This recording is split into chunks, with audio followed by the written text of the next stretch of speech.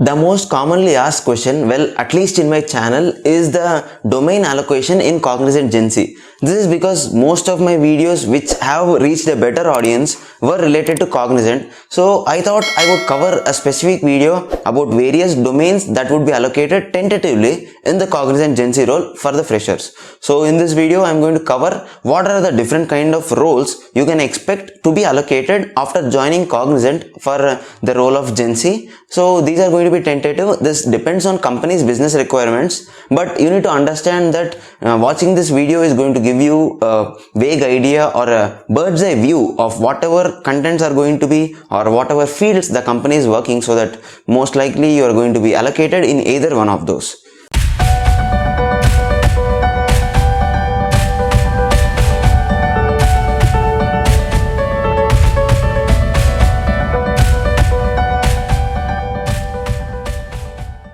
Before starting into the video, I just wanted to mention a very important topic where the testing is assumed to be a worst platform or worst field to work on, whereas development is thought of to be the best one or so. I have already mentioned it in my mass recruitment reality video as well, where I have compared about development and non-development related roles. Both of these have development or growth in their own perspective, right? Both of these have languages of their own, fields of their own, work of their own. Of course, automation and everything has its own interference with us in the modern development, but I suggest you not to worry if you are going to be a tester, or if you are interested in the testing field, or if you have unfortunately got allocated with the testing field. You need not worry about that at all. This is not a point to worry, because even there are a lot of persons who have worked in testing field and who have gradually proceeded to succeed in their life as well.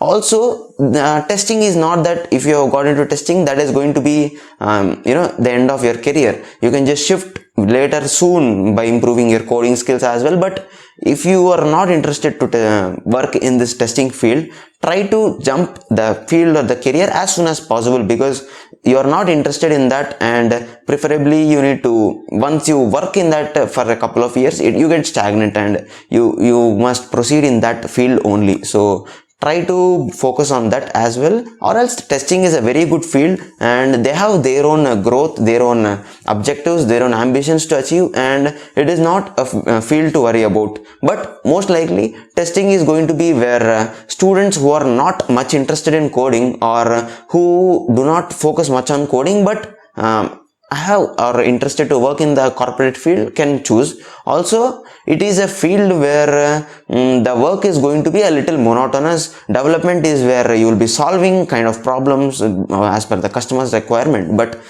testing or support kind of roles happen where the work becomes monotonous. You need to do the same work again and again. There is a little disadvantage here. You can analyze all these things and choose as per your requirements. So let's go on to see the main video about various domains in Cognizant GenC.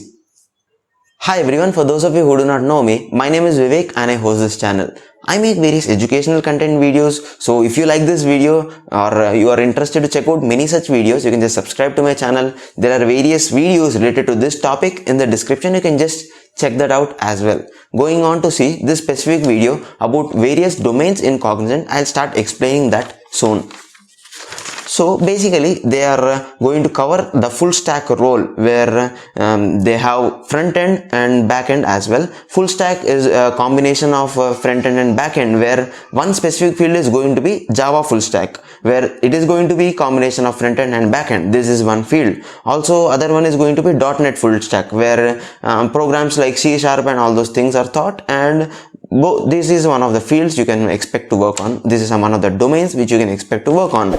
Following that, there is also web development field, where both front end and back end also happen. You are expected to learn all these things. Of course, it is complex, but you need to learn. They teach you something in the training as well, but I have already mentioned it in my various videos as well. Coming to Cognizant, the training is going to be very less, and unfortunately, because of the online onboarding and things working online, the training is very minimal, because the projects are more, the companies various other companies, not just Cognizant, have reduced the training period, but instead they ask you to prepare on yourself. They expect you to do that. So the self preparation pressure goes a bit, but this is a very good role. All these roles are going to be evergreen. Like the demand is not going to fall to tomorrow or day after tomorrow. It is going to be for a couple of years for your career to settle down. There is no need to worry about this as well.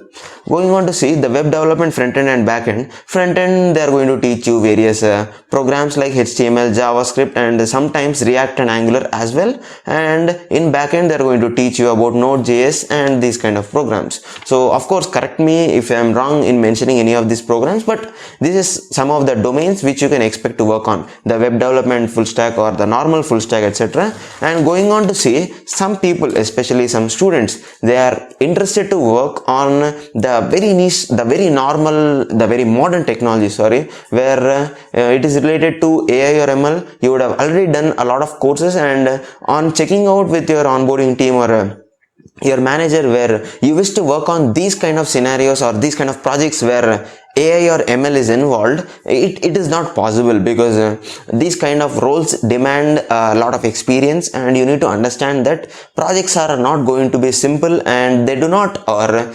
unfortunately they do not expect a GenC programmer or student who has been recruited under the GenC role to perform in all these things better. But sometimes if your request gets accepted, these kind of scenarios happen where you get into a data analyst kind of role or a data science related roles, and once you are good with programming in Python and the data analysis and various other things, probably after 1 or 2 years, if you are fortunate enough, you can try to shift into that field as well. So what you need to understand here is that the shift is not drastic. Like if you ask for it, they give you a MA or AL. The shift is not in that way, but instead it is going to be in a scenario where they place you in a data analytics or a data science related role, and gradually you can move on to AI or ML accordingly. So also one more thing you need to note before going on to see the end of this video is that requests are not always accepted. You need to understand the business or company's business requirements, and